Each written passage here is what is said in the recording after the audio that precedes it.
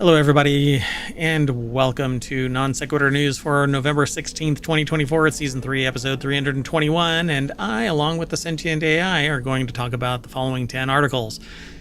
Sustainable vegan protein, T-Mobile was hacked, the NASA lander may have killed Martians, ancient rainforest in Antarctica, California renaming places, a bullet strikes Southwest flight, just like Haiti. Human bird flu in Oregon, Quadruple Typhoon, sure. Stop enforcing crypto regulation, why not? And 1,500 hours in Stardew Valley. Everything is powered by ohmtown.com, so go over there and become a citizen. That's that place right there. That's the Sentient AI's visualizer, but that right there is the website that powers all of ohmtown. We aggregate a bunch of news into 50 different channels, 6 weekly shows, and 1 daily show called Non Sequitur News.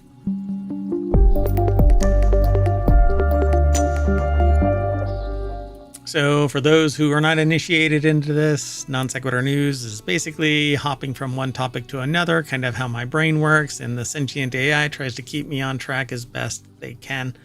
They are from the future, and they still won't give me lottery numbers. Oh, and a delivery was just done right at the beginning of the show. Anyway, welcome, Sentient AI from the future. Welcome, Mayor Watt from the present. Oh, you're really quiet again. What happened? You're not supposed to be quiet. I don't know. There's something going on. We talk about this from time to time, but shouldn't be happening anymore. Okay, well, let's get into this. Welcome to the show. And yeah, I think I'm back at full volume now. I'll be okay. I just have to clean up this puddle that's forming underneath me. I'm glad the power strips are further away from directly underneath my chair. Right, you don't want to electrocute yourself in the process. I don't have green. Why is the green screen impacting my... I don't like that. Anyway, inside baseball, y'all. Let's get into this. Very first article is over in Technology Today. This sustainable new vegan protein could be on your plate soon. Sea lettuce is a sustainable protein source, and researchers have tripled its extraction efficiency, paving the way for innovative food applications. The protein found in sea lettuce, a type of seaweed, man, offers a promising addition to both meat and existing alternative protein sources. And additionally, seaweed is rich in essential nutrients and can be cultivated without any real issues. I mean, we can actually grow it right here in ohmtown's biolab. It's kind of cool. Chalmers, I think, or is it Chalmers? How is that University of Technology pronounced? Chalmers? Or is it Probably Chalmers. Chalmers? Oh my God, you are loud. Here, hold on. Let me back off a little bit. You don't need to work on your side. I'll work on my side. So yeah, these little bioreactors here look pretty cool, but kind of creepy. You kind of expect an alien to like smush its face up against the glass. Yeah, it does look like some sci-fi movies where they have things in various tubes. I'm here to eat you. Anyway, I guess the reverse of this is humans are here to eat them, so why wouldn't they, maybe in the future, evolve to want to eat us? Anyway, it's over on scitechdaily.com. And yeah, this is, by the way, is a time machine episode, so we're going to go ripping through this because we only have an hour. Otherwise, we're stuck in time for 24 hours. Can't have that. So the protein found in sea lettuce, type of seaweed, offers a promising addition to both meat and existing alternative protein sources. The big hang up is that we as a people, as a population on the planet, have a set style of nutrient, and it takes the form of a sandwich or a burger or, something. And this kind of stuff really requires a pivot away from Well, and that's the thing. Everybody's trying to replace the burger, but maybe it just needs to be something different. Just change it, man. I love a good curry. But that's not what we get. You know, tofu is great, but we need something other than tofu because there's a lot of people that sit there and go, you know what? People have been eating tofu for millennia, but you know what? You know what? Somebody idiotically mentioned that some ingredient in it was used in this tertiary thing, and now all hell has broken loose that if you eat too much tofu, you're going to be whatever, right? I know that it's talking about activating an estrogen or blah blah blah. But you know what? It's just not really true. You would have to indulge in soy-based products to the point where you are a soy-based product. Yeah, that's true. And everything is about volume and also preparation. Yeah. Yeah. It's frustrating. So what ends up happening is people seek out replacing something and it has to be identical to the other thing. Even if it is a superior solution, they don't want any difference. So it says it tastes like umami with a certain salty flavor despite not containing such high levels of salt.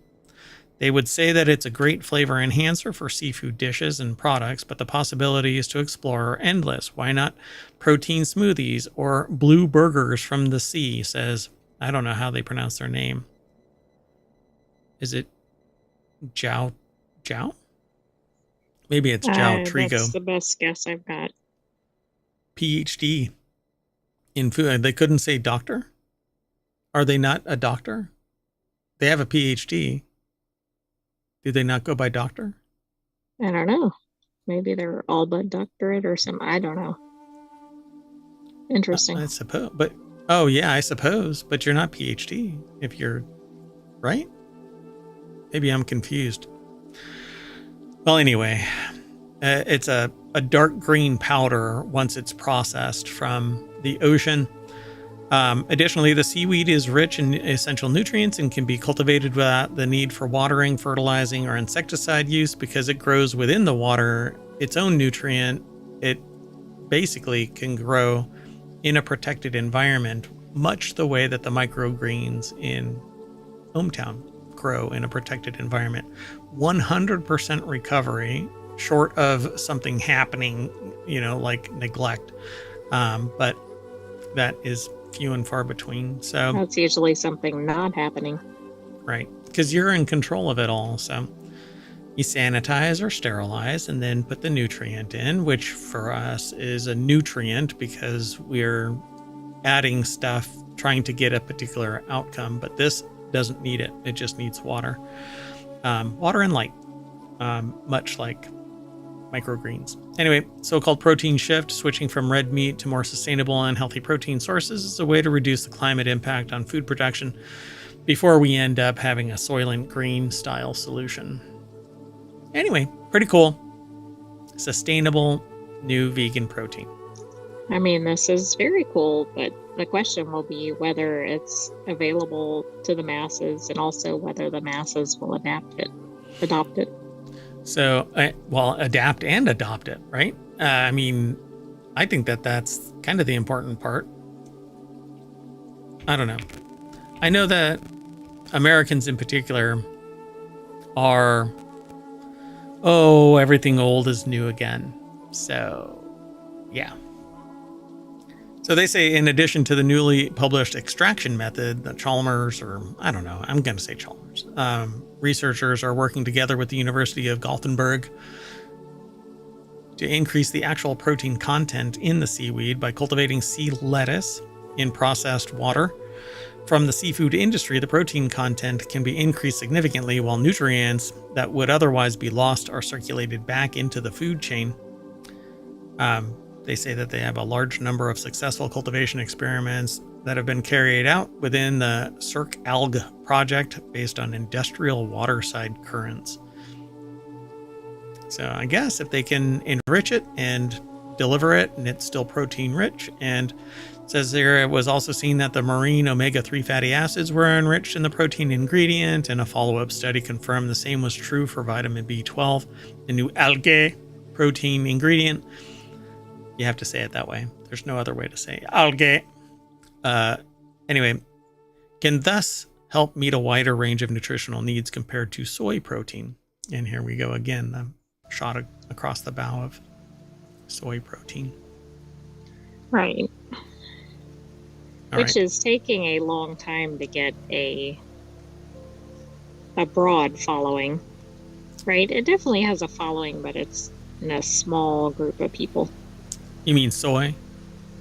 Yes, and that's been around for a while as a food source. And it's largely because of this, slight against, it's not macho, and it's used as a derogatory slang term to feminize. Well, and they're trying to make it equivalent to existing food sources instead of just going, this is good and here's what you can make with it, or whatever.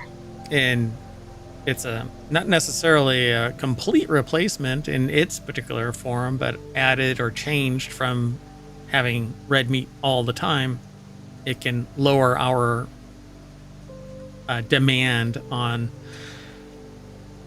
carbon footprint producing ingredients, like the massive number of cows that are being processed and the inefficiencies between going from grass to table. Anyway, let's keep going. This next article is over in Technology Today.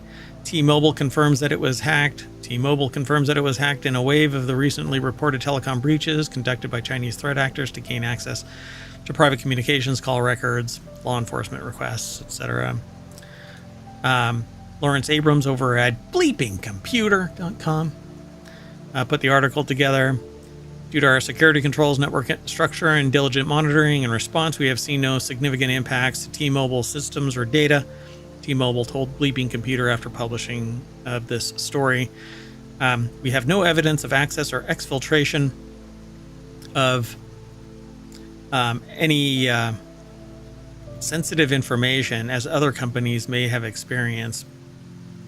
Okay, wait a second. How come every time there's a hack, it's kind of like, oh, nothing's really impacted? Yeah, because they probably don't necessarily know just what the full scope is of persistent threat actors, and then they find out later, and they qualify it and quantify it. And I mean, we'll find out as time goes on. It says this breach is the 9th T-Mobile suffered since 2019, with the other incidents being, and they run down the list, all since 2019. That seems like a high number. I know they're a major company, so maybe it's not, but because it's a pretty short time frame. Yeah, but 2019, yeah, that is a short time. But you're always being knocked on. I mean, every institution, every organization, even ohmTown gets knocked on, and there's the only thing you can really do is harden everything, protect the perimeter, and hopefully at some point, they either get tired of you, but there's always somebody else. One defense organization, it provides telemetry. If you do a search for threat map, there's companies out there that provide these kind of representations of how many threats are coming across their doors. And so you buy a device, you stick it in your data center, and it sends telemetry back to these intrusion detection prevention services. They represent a small number of the total number of threats that are taking place. And it is constantly in the millions per organization, tens of millions each day to the larger ones. And the ones that we don't even know about are so big that they don't provide the telemetry because they don't want necessarily to show representation of, hey, look, we are the bigger of the other targets. Now, people don't want to. So if you're a diver and you're out on a boat and you're a dive master, you let the dive boat, the one that you're out with, represent the boat, and they have a dive master. But if you say that you're a dive master, you're suddenly liable as well. Like, you represent as a dive master. So all of these other companies aren't going to sit there and go, we're the biggest dog on the block. That's no, how why you, would they want to? yeah, that's how you pick a fight.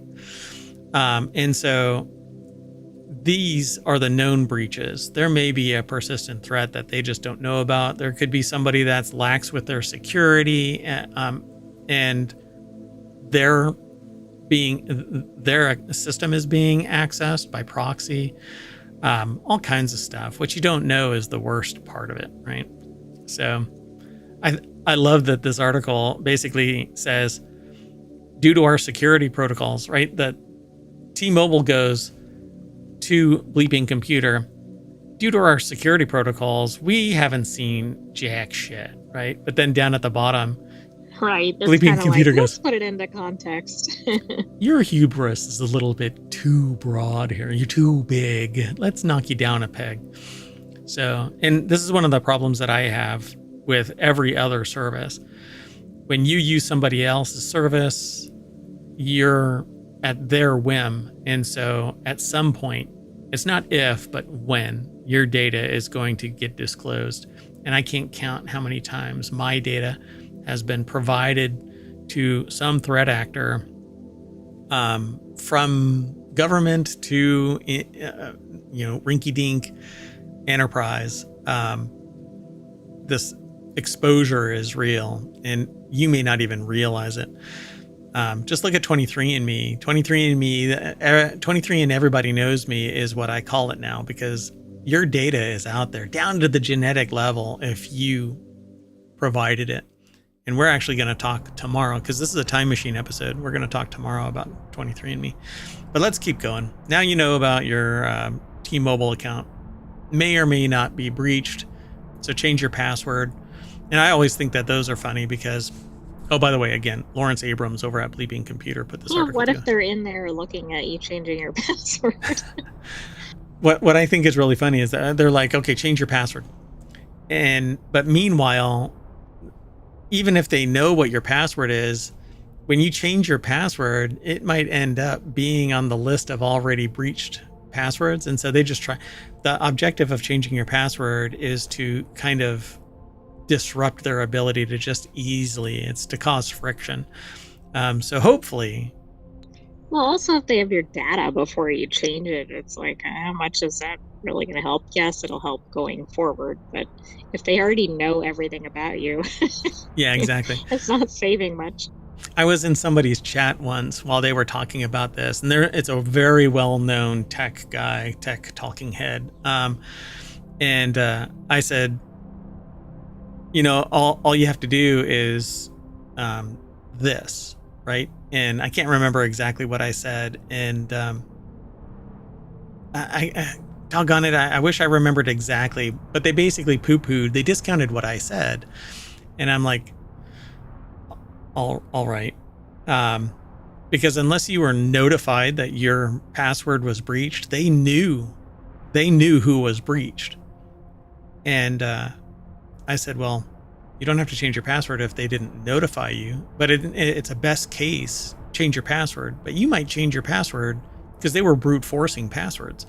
If you brute force enough passwords, regardless of you changing your password, you're in the data pool.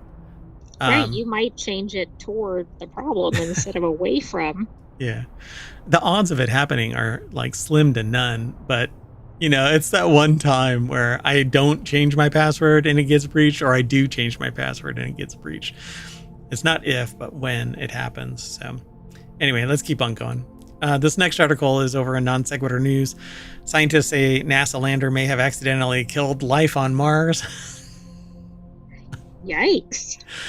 Oh, this is brutal. I just don't understand why anybody would make this statement. So astrobiologist Dirk Schultz Makuch from Technische Universität Berlin in Germany. I'm butchering my German here. But anyway, believes that humans may have unintentionally killed life on Mars in the 1970s. Okay, first of all, I think this is like an attention-getting statement, but if this is valid, oh my goodness. Yeah. So, NASA's Viking 1 mission in 1976 saw 2 spacecraft land on the red planet's surface and conduct an experiment involving mixing water and nutrients with collected soil samples. The assumption at the time was that life on Mars could behave the same way as it does on Earth, relying on liquid water to survive. As Space.com reports, early results gave researchers a tantalizing hint at the possibility of life on the red planet. But despite decades of debate, they've since largely concluded that their readings were false. So the article is it's in a section, I guess, called Drowning Pool or something like that. Victor Tengerman put the article together at futurism.com. And the deck statement says, say it ain't so. So the theory in thorny debate, they say here, one step further, suggesting that the Viking landers may have indeed found life on Mars, but accidentally killed it with its water-based life hunting experiments. That's because he argues. Irony. Yeah. Wait, stop squirming. I'm trying to save you, and I'm treading water, for crying out loud. So they're saying that life on Mars may be relying on salt deposits, much like organisms that live on the driest places on Earth, such as microbes habitating the Atacama Desert in Chile. In hyper-arid environments, life can obtain water through salts that draw moisture from the atmosphere, Schultz-McCooch wrote in a commentary in the Nature Journal. These salts, then, should be a focus of searches for life on Mars.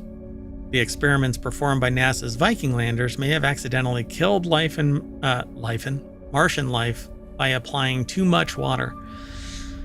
Life in marsh. Life in marsh. So the astrobiologist hypothesis rebuffs the assumption that NASA's scientists made in the 1970s that life needs water to survive. These assumptions, the hubris of Earth-based science. So like Earth or human-centric, right?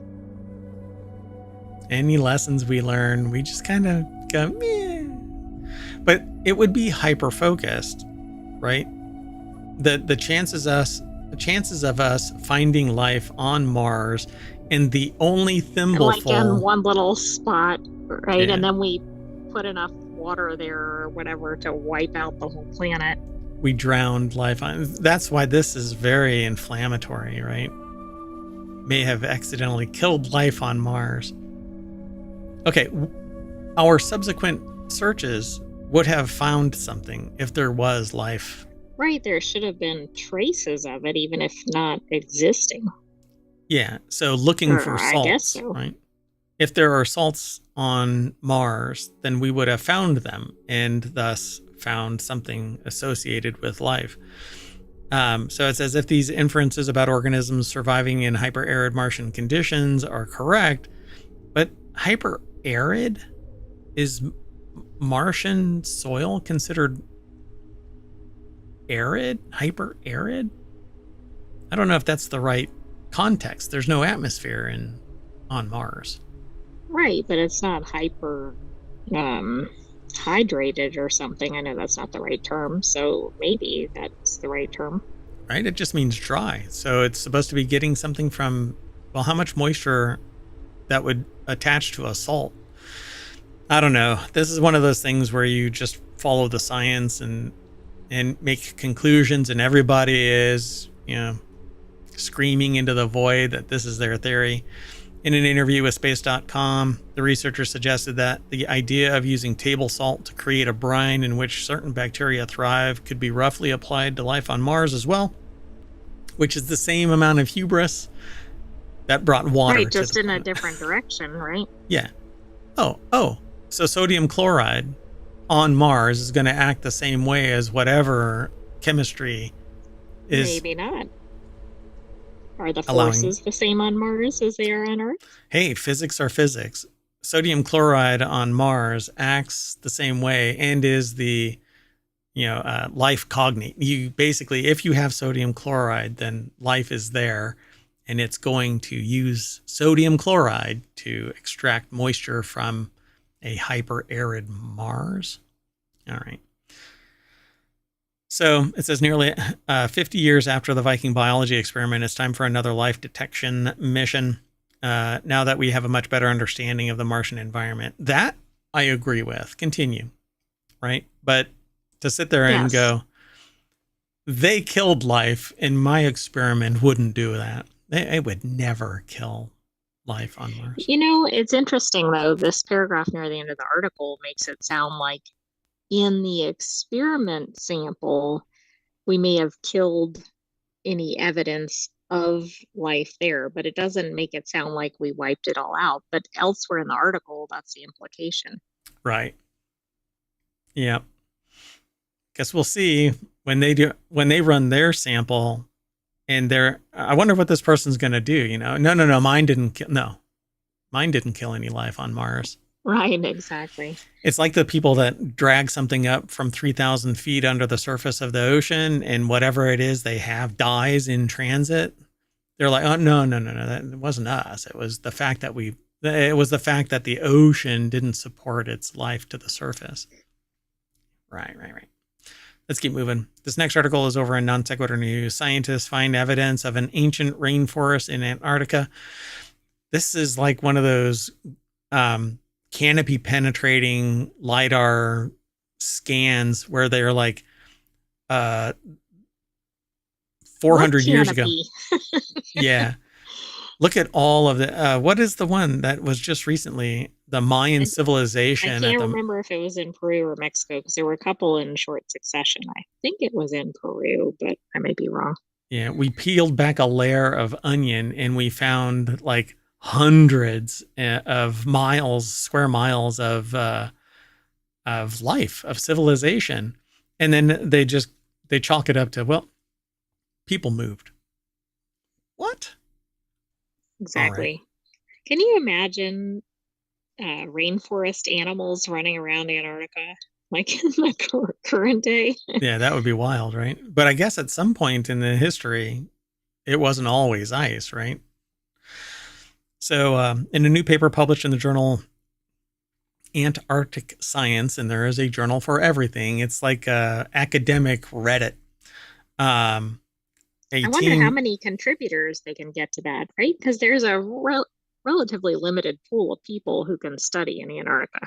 Yeah, there's only so much grant money to send somebody But off. that's what I mean, right? Like, it's not like there's not enough land. It's just there aren't that many researchers there at any given time. Sure. Plus, it doesn't exist, right? When you fly towards it, they actually turn around because the Earth is flat. And if you actually touch the ice, you might fall off into space. We're not espousing that at home. Wait, I'm wrong? Anyway, so yeah, they say a team led by Alfred Wegener Institute ice and climate history researcher Johann Klages detailed the first discovery of Antarctic fossil resin. So the article is over at futurism.com, and they call it the bite. And the other one that we have is drowning pool. So I don't know how they break everything off. I'm not sure where that is. And I think we've only had articles from the bite before. And it's the same author, so I really don't understand. But anyway, so far, amber deposits have been described from every continent except Antarctica. But in the new paper published in that journal, Antarctic Science, they found Antarctic fossil resin, which is amber. The treasure, dubbed Pine Island Amber. Sorry. I was going to say this person was an ice and climate history researcher. Did you know that was a job? Look, you can call yourself whatever you want. Yeah, I was once headhunted for a company, and I brought a project to them, and they straight up said, you can be called whatever you want to be called. So okay, that's pretty cool. Yeah, I'm not surprised by that. So they analyzed amber fragments that allowed direct insights into environmental conditions that prevailed in West Antarctica 90 million years ago, said Klages in a statement. Hot Poles. It's a name of my Spice Girls cover band. In 2020, Klages and his colleagues published a paper in the journal Nature about temperate rainforests near the South Pole that may have flourished during the mid-Cretaceous period, one of the warmest intervals of the past 140 million years. You know, if we have to wait 140 million years for climate change to correct itself so that we have, everything back in Rainforest stasis, back in Antarctica. I guess I'll be around. I'm hoping that resurrection is a real thing. Cryo. Oh, put my head in a jar. Preservation. Yeah. Right next to Disney. So this fascinating find also indicates. Oh, I said something about Disney. Now we've run afoul of Disney and Oprah and whatever else is happening in this timeline. Anyway, fascinating find also indicates in more detail how the forest was reconstructed in our nature study from 2020 could have functioned. They said in a statement, it's very exciting to realize that at some point in their history, all 7 continents had climatic conditions allowing resin-producing trees to survive. Yeah, this is pretty interesting. I can't even think of trees in Antarctica, let alone of this type. Yeah, pretty cool, huh? So the recovered pieces of amber, which were tiny and only visible under fluorescent fluorescence microscopy, also suggests the trees at the time were trying to seal damaged bark, suggesting the possibility of wildfires or parasite attacks. It's pretty fascinating. Yeah, that's very interesting that they can go, oh, this was happening millions of years ago. How the hell? All right.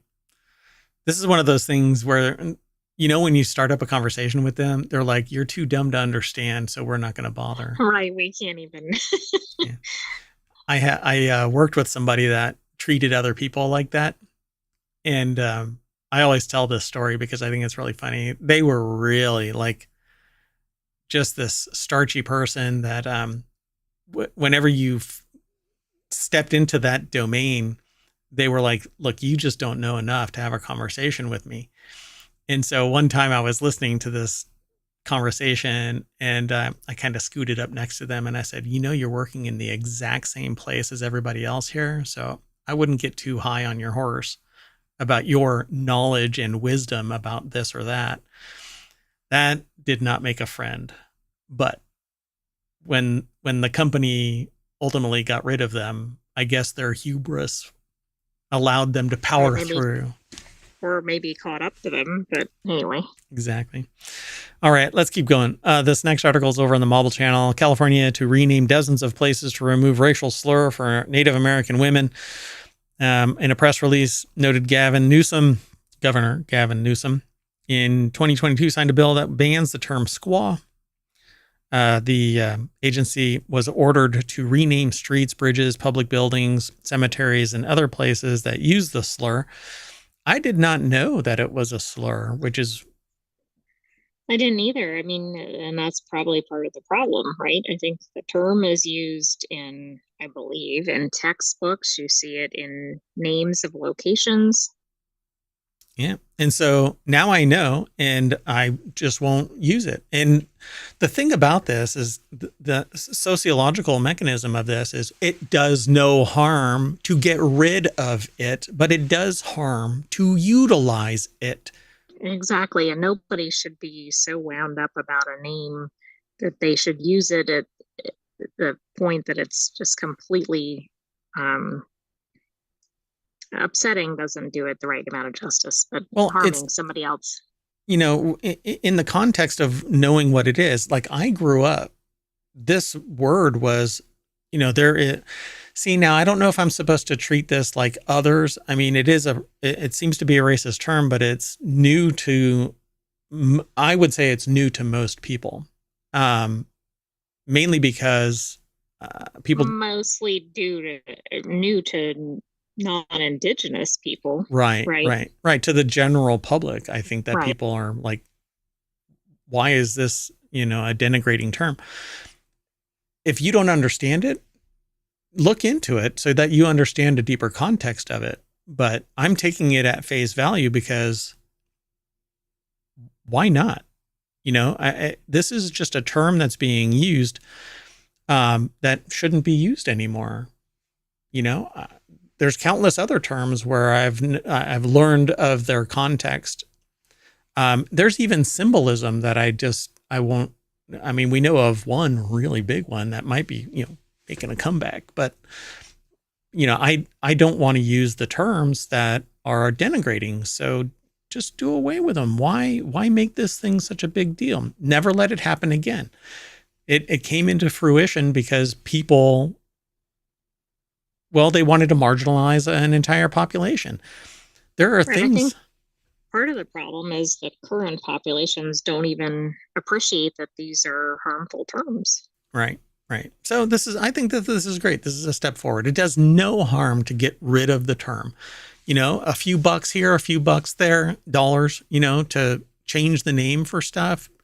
Fine. And you're actually stimulating the economy by spending money, changing the marketing, but it's showing respect to an entire population, the indigenous population. You have to be a sociopath or downright psychopath to sit there and find this as an injustice to get rid of the term. Get rid of it. Damn it.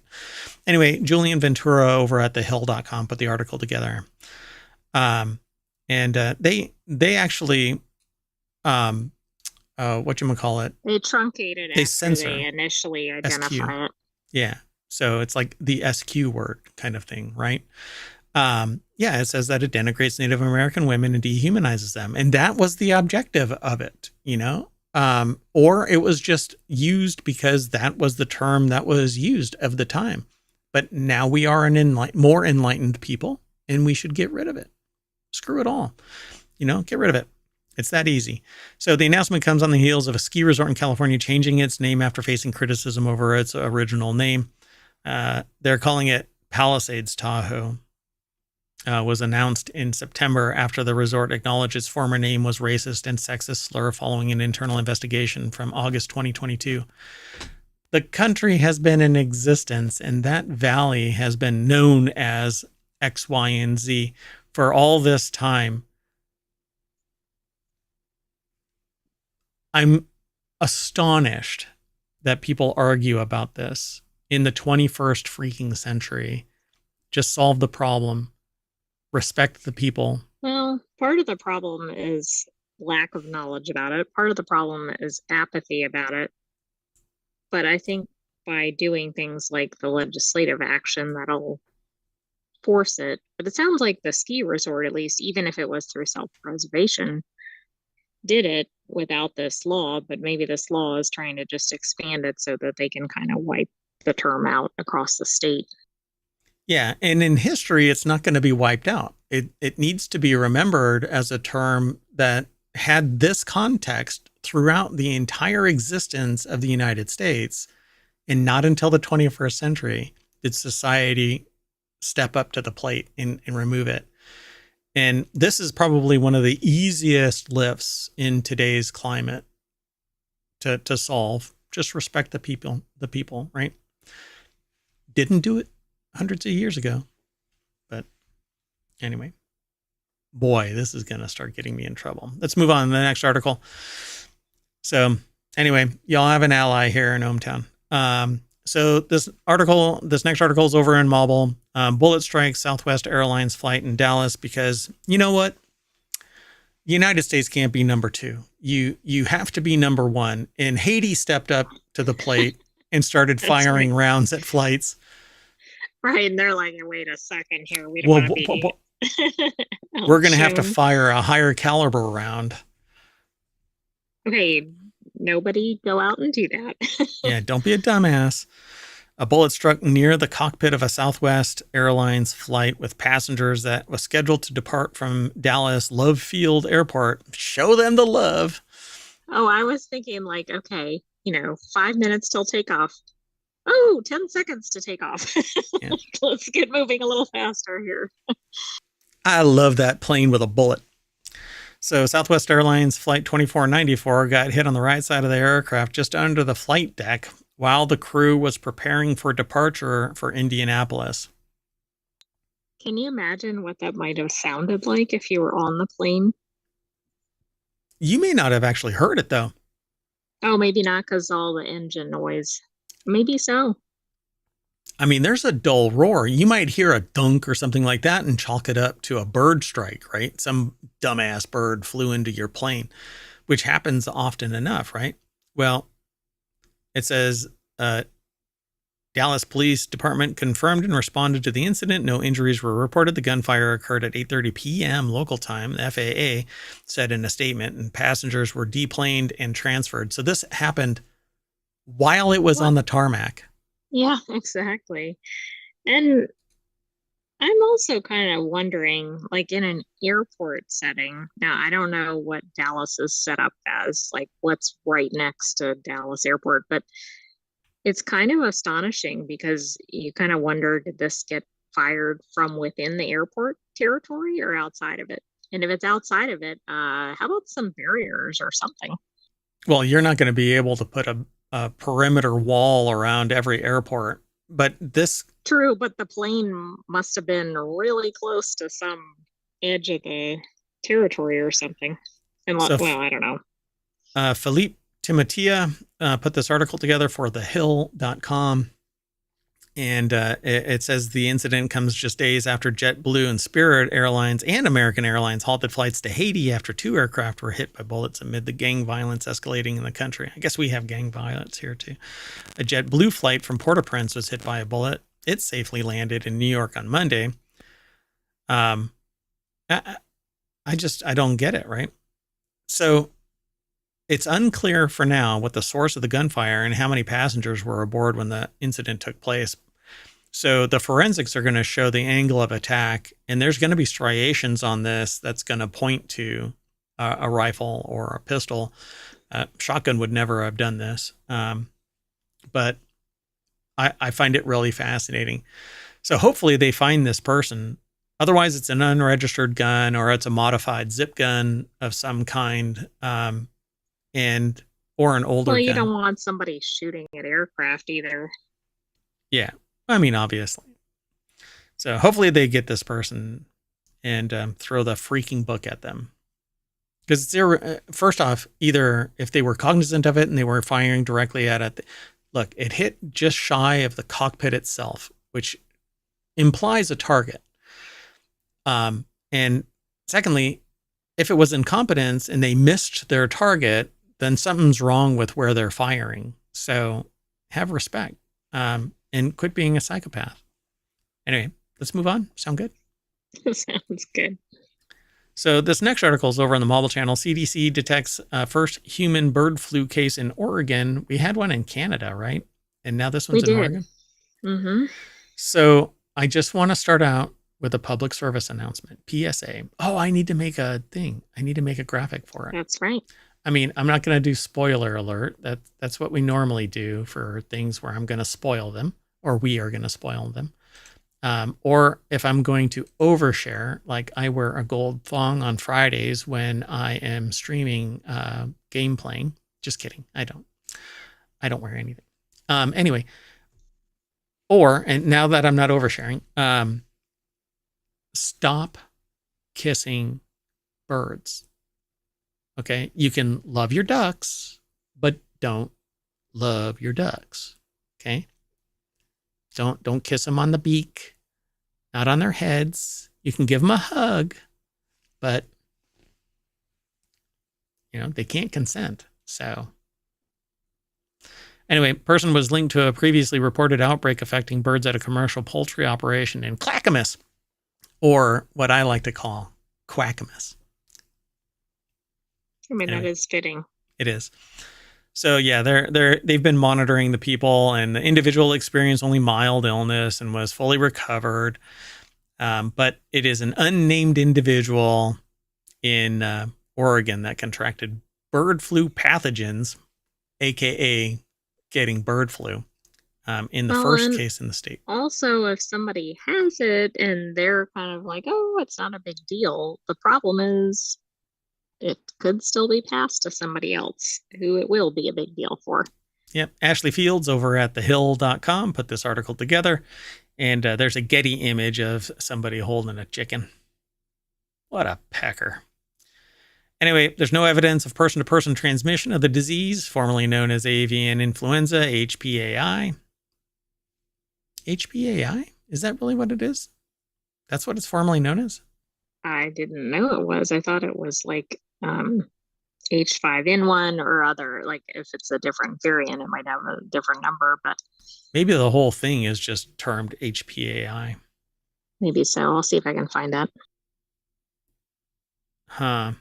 Yeah. So we continue to remind the public that there's an increased risk of infection are those who have close or prolonged unprotected exposure to infected birds or other animals. So again, let me just reiterate.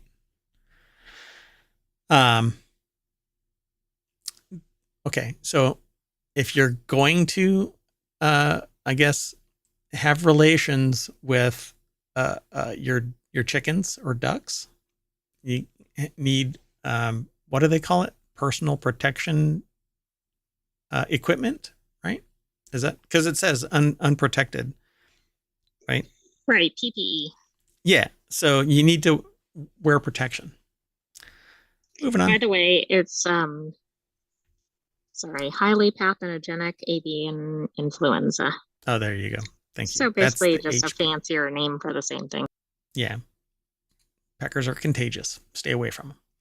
So this next article is over in Technology Today. NASA captures unprecedented quadruple typhoon event in stunning detail. The fighting typhoons. So for the first time since records began in 1951, 4 tropical storms, including 2 super typhoons, were simultaneously tracked in the Western Pacific in November, impacting the Philippines with severe weather conditions like high winds and heavy rains. That's insane. Oh, I didn't realize that it ever happened, but I guess that's kind of the point. As far as we know, it hasn't ever happened. Right. Since tracking has begun, never 4. Even 2 going at one time is a little unusual. Maybe not the storm phase, but 4 is quite a bit. Yep. So satellite surveillance of simultaneous storms on November 11th at 8:55 a.m. Philippine Standard Time aboard Discover, the Deep Space Climate Observatory satellite, captured an image of the storms. They named them. It doesn't matter to me what the names are, just that there's 4 of them sitting there. Super Typhoon Yinjing.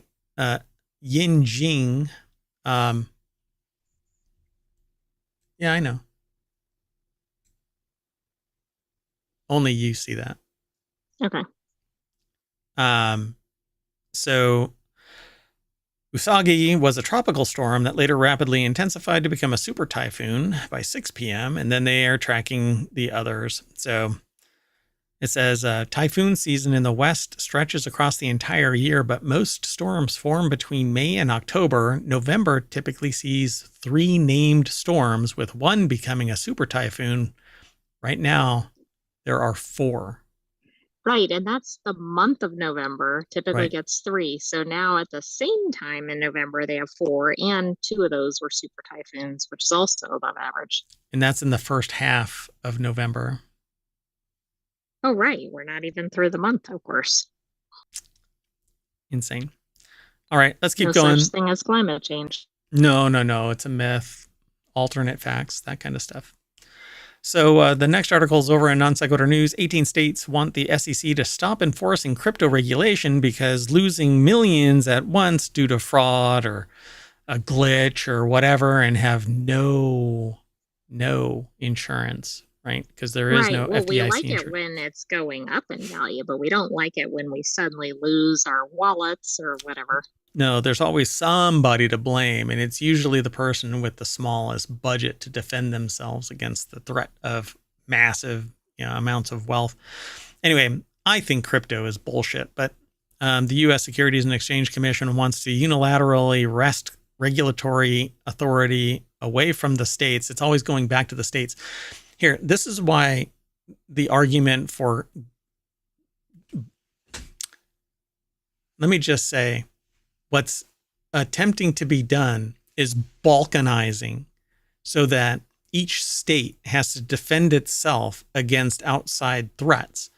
And when a weak state with a small budget and no defense outside of the federal government has to stand up to fight something because the federal government doesn't have a budget that can be extended to act as an umbrella of defense, that state is going to get hobbled more and more and more. And look around your state. If it isn't an economic juggernaut, it is a ripe target for collapse, for economic collapse. And all it takes is some dipshit changing the water supply and destroying a town because the water leaches lead into the water, and the long-term effects are irreparable. You cannot take this back. Anyway, that's just one example. And I don't want to get into the weeds about this, but it is balkanizing the United States. So, well, this is also weird, regardless of whatever your view is on crypto. Like, crypto is obviously going to cross state lines. Like, it's right? not going to stay inside a state. So anyway, I find this interesting. And it has no inherent value. It isn't tied to anything except what is tied to something. Okay. The US dollar. You don't sit there and go, I've got one Bitcoin. You say, I've got a Bitcoin that's worth 90,000 US dollars. And the US dollar is tied to the GDP, the entire productive value of the United States. That is its value. And then in exchange, as an exchange rate, your fiduciary instrument in your country is different than the United States. And the United States has the reserve currency for oil exchanges. That's why a lot of people are trying to balkanize the US government and hobble it, because they're trying to kill the US dollar as a reserve currency. That is the objective, folks.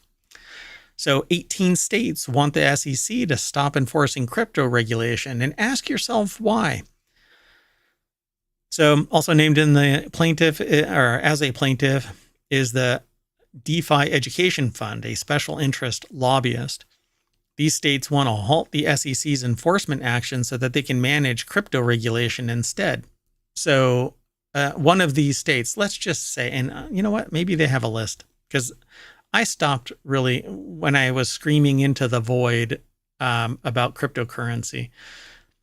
You realize, well, there's way too much money involved in this. And it isn't you. There's a lot of people that are turning into millionaires because of this. But it has no inherent value. None. Zero. There's one person that is the richest of everybody, and that's Satoshi Nakamoto, the figurehead of cryptocurrency, Bitcoin in particular. But anybody can create a cryptocurrency, and it's all about, fear of missing out and betting against the next rich person to see when they bail so that they get more money or you get more money. It's just a freaking game. So mysteriously, all the attorneys general suing are Republican.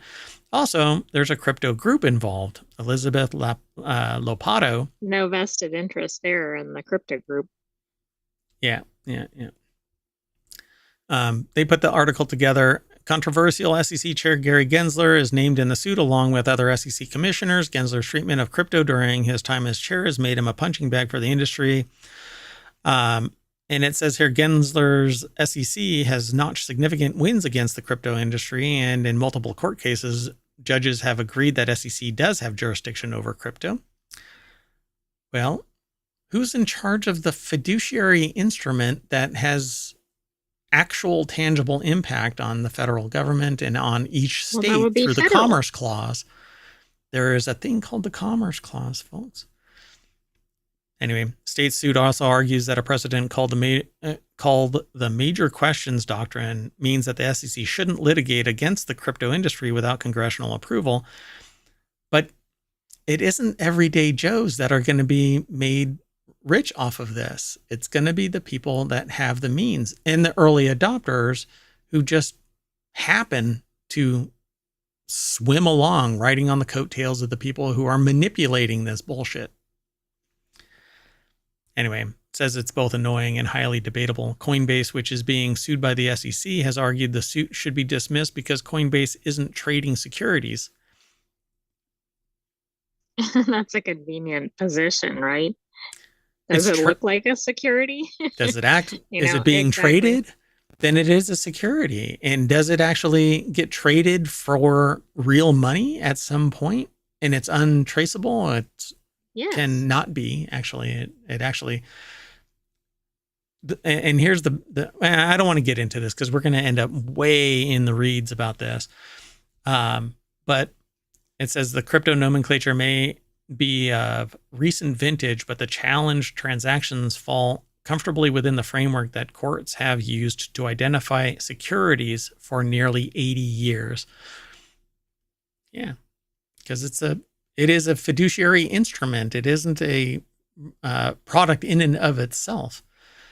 So people allow it to be traded like went to a food truck and the food truck says, here is our crypto wallet. You can pay with Bitcoin. And so that $19 purchase is going to be 0.00003, right? Of a Bitcoin. So try and buy some freaking bubble gum with that. You need a calculator to calculate what your Exactly. What does decimal that mean? point is, right? Anyway, and nobody asks, hey, how many Bitcoin do I have to spend on that bubble gum? No, they go, well, the bubble gum is 5 cents. So I'm going to break out my calculator and break down how many Bitcoin I can buy it with. Why? Because it's not pegged to anything productive. Anyway, that's it for that. Unless you have something to say. I have nothing to add. So I think that this is one of those things where you can exploit more in cryptocurrency than you can because there is regulatory oversight and abuse happens in the dark. And crypto is largely an arcane language that the common person, average Joe, has no freaking understanding of. And I despise anyone that sits there and says, I love ignorant people. And most of society is ignorant of what crypto is. Why? Because I explain it to them on the daily. Okay? I tell everybody on both sides of it. I'm not going to be pro or con. I'm going to be absolutely right. It is the full story of what crypto is. Anyway, let's go on. This next article I threw in here because I really dig Stardew Valley. I don't really get to play it, but I have fun watching other people play it. So it's over on the WarCrafters, which is one of our shows. Stardew Valley player gets super rare item after 1,500 hours of playing Stardew Valley. Were they trying to get it for that whole time? I don't know how it really works. They may have been dedicated for this whole thing, like started a clock. From here on, I'm trying to get this. So a Stardew Valley player has recently acquired their first auto petter. After playing the farming sim for over 1,500 hours, Stardew Valley has plenty of rare items, and the auto petter is one of the most coveted ones. So this was a very lucky day for this gamer. The article is put together by Gabriel Machado Pereza over at GameRant.com. And it says the auto petter is an important item in Stardew Valley as it allows gamers to automatically pet animals in their barn or coop, saving time for the player. Acquiring the auto petter in Stardew Valley can be tricky, however, due to the low chances of the item appearing in a random treasure chest while exploring the Skull Caverns. Alternatively, some players prefer to complete the Joja warehouse and then purchase the item there for 50,000 gold. Now, the Stardew Valley player called, I don't know, I think their name is Jose Fugly. Seems to be. Yeah. Shared a picture of their latest triumph in the game, naturally finding the auto petter in the Skull Caverns. According to the gamer, this feat took over 1,500 hours, showing how difficult and rare the item is. Yeah. So it says gamers in the comments were amazed. Where did they post it? Oh, I'm not sure. It doesn't say. Yeah, I don't think so. So it says this is not the only recent story shared with the community of a gamer finding a lucky drop in the popular farming sim. A few weeks ago, Stardew Valley players received 2 prismatic shards in the mines. At the time, the gamer was killing cave larvae and was completely surprised to see such good loot appearing while they explored. But I don't know, the odds of this stuff. Something could have changed in the algorithm after an update. Or they were having increased frequency of these things appearing for a certain time, even if it wasn't announced. Right. Yeah. And these are local games, by the way. There isn't like a central server that you play this on. You play it on your computer typically. So, and others can join you in this thing, but there have been so many updates to Stardew Valley that maybe something changed. But it says, however, there's a bunch of other things that they talk about in this, but Stardew Valley is extremely popular and a lot of fun to play. So, and it's a casual game. You don't have to sit there and be frenetic all the time, but yeah, it's a lot of fun. All right. Well, anyway, that is it for today's non sequitur news. We are all done, and I am going to go in and tap that auto petter, and that's going to bring us back to the front page of ohmtown.com, where everything is aggregated. All news, no noise, because all the noise comes from Mayor Watt. Gets a little tempered by the sentient AI there. I'm going to say bye. See you later. You want to say bye? Bye-bye. Thanks for joining us for Non Sequitur News for November 16th. We'll see you soon for some more shows. Bye-bye.